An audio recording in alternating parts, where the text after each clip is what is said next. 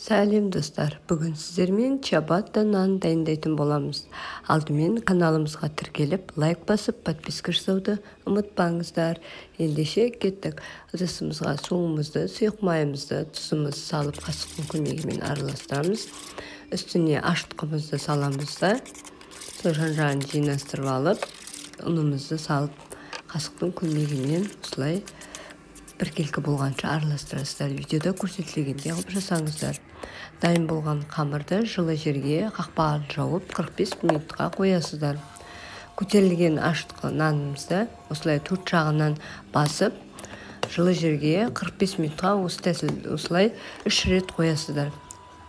Ең соңында 2-3 сағатқа холодильникке салып аласыздар. Дайын болған қамырымызды осылай 3-4 бөлікке қалауыңызша бөліп, қысып тұрған пеште 40-45 минутта пісіріп аласыздар. Ең дәмді, ерекше, тәтті нандардың бірі жасап көріңіздер.